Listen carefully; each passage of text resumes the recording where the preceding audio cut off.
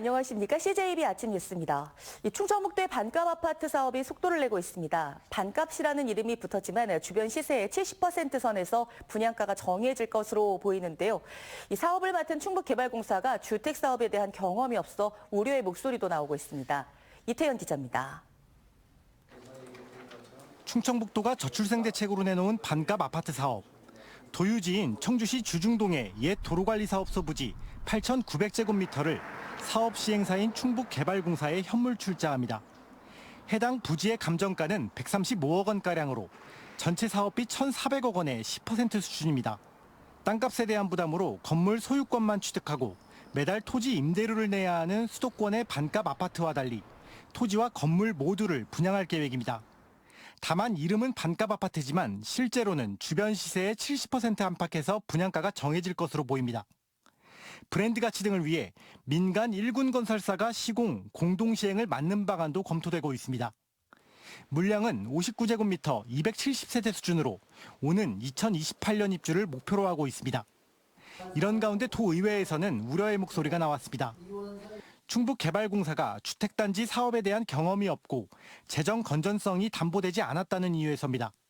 사실 그 개발공사에서는 충북도에서 일어나는 관에 대한 건물이라든가 또 내지는 3단 개발이라든가 이런 걸 통해서 우리가 유지를 해야 되는 그런 입장인데 그런 부분 속에서도 좀 의문을 제시하는 그런 부분이 있기 때문에 충북형 반값 아파트의 구체적인 사업 규모와 입주 대상은 지방공기업평가원의 타당성 검토 결과가 나오는 오는 11월쯤 정해질 전망입니다. CJB 이태현입니다. 충북, 충남, 경북 13개 시군 단체장들이 어제 증평에 모여 동서 횡단철도가 5차 국가철도망 계획에 신규 사업으로 반영되고 예비 타당성 조사가 면제될 수 있도록 정부에 강력히 요구하기로 했습니다.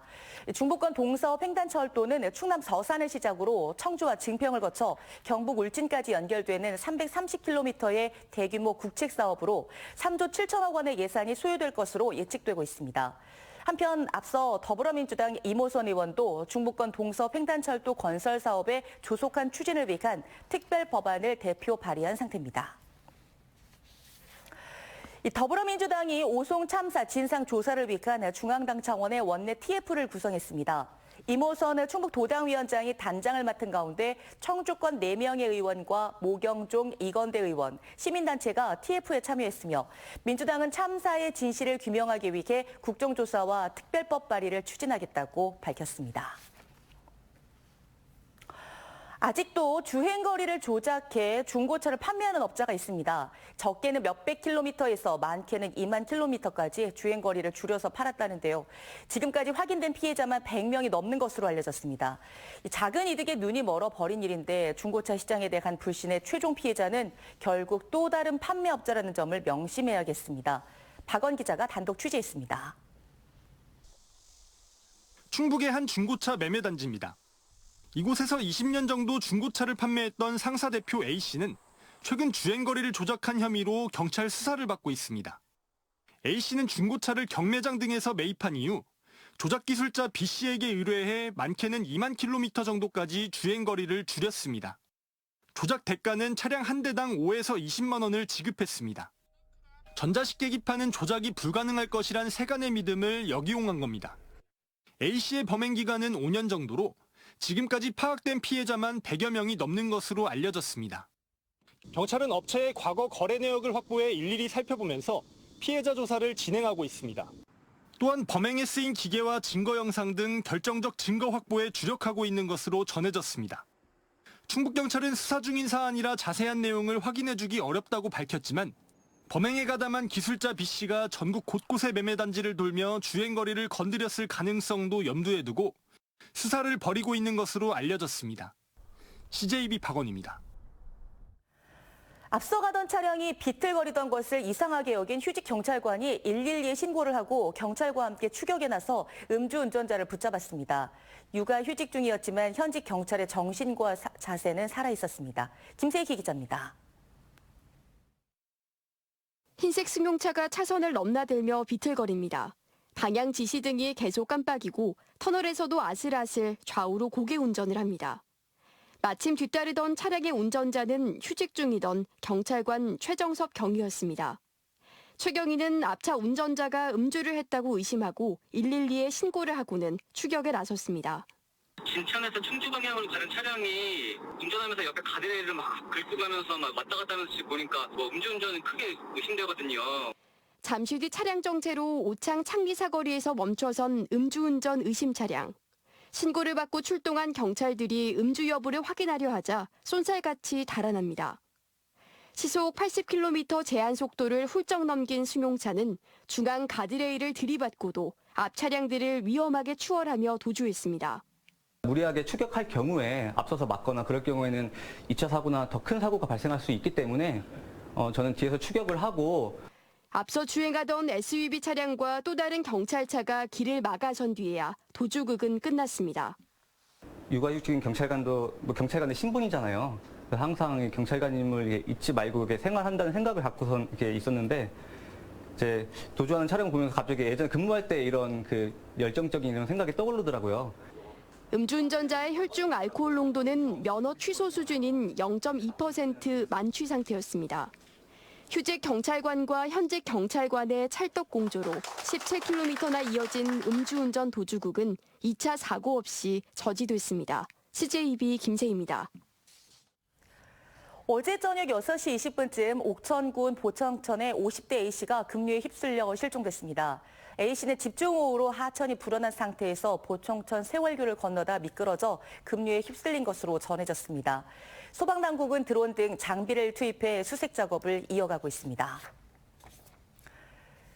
정부가 수련병원에 미복귀 전공의들을 사직 처리하라고 하는 시한이 경고한 가운데 충북대병원의 경우 복귀한 전공의가 한 명도 없는 것으로 파악됐습니다. 충북대병원 관계자에 따르면 병원 측은 최근 전공의들에게 복귀 의사를 다진했지만 112명 가운데 108명은 답변을 하지 않고 있고 4명은 복귀하지 않겠다는 뜻을 밝혔습니다. 이에 따라 병원 측은 복귀 의사가 없는 전공의 4명에 대해 2월 29일자로 계약 만료 처리했다고 밝혔습니다.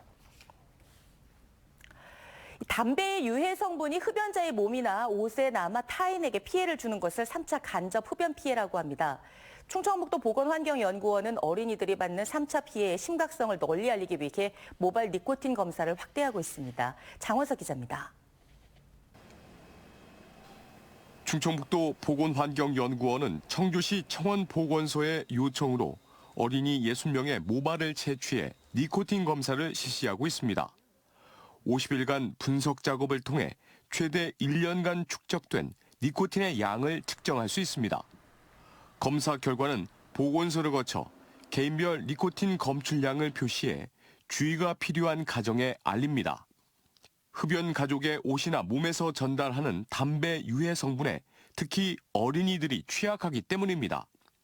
올해 1분기 도내 어린이 111명을 대상으로 모발 니코틴 검사를 실시한 결과 흡연 가족이 있는 어린이가 흡연 가족이 없는 어린이보다 니코틴 검출량이 2.7배나 높았습니다. 충주시는 흡연 가족이 있는 어린이만을 대상으로 별도의 조사를 벌였는데 조사 대상 50명의 평균 니코틴 함유량은 비흡연 가정 어린이의 평균보다 최고 7배나 높은 것으로 나타났습니다.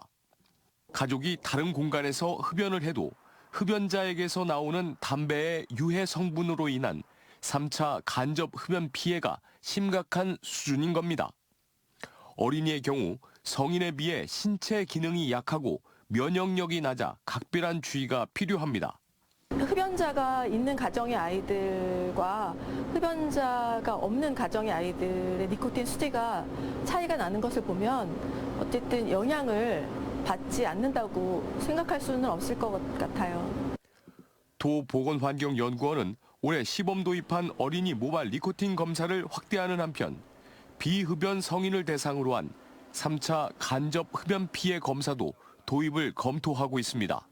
CJB 장원석입니다.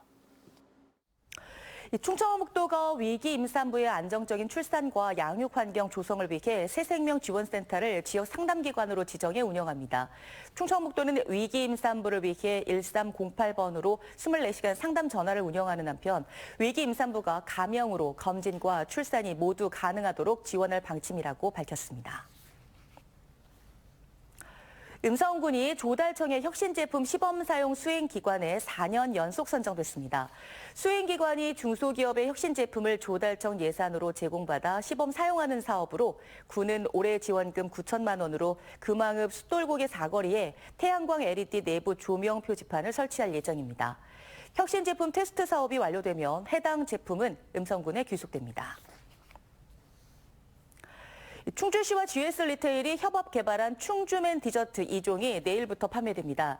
충주 사과를 활용해 만든 애플 도나슈와 애플 크림떡으로 상품 포장에는 충주맨 김선태 주무관의 캐릭터와 B급 감성 문구를 담았습니다. 충주맨 디저트는 전국 GS25 편의점에서 판매되고 판매 수익금의 일부는 충주 지역 농가에 환원할 예정입니다. 청주시설공단이 청주 새활용 시민센터와 함께 청주 수영장 안에 새활용 공예품 전시장을 열었습니다. 새활용 공예품 전시장에는 일상에서 버려질 수 있는 각종 물품을 활용해 만든 공예품 48종이 전시됩니다. 청주시설공단은 이를 통해 수영장을 찾는 시민들에게 올바른 분리배출과 자원순환에 대한 관심을 유도할 방침입니다. CJB 아침 뉴스를 모두 마치겠습니다. 고맙습니다.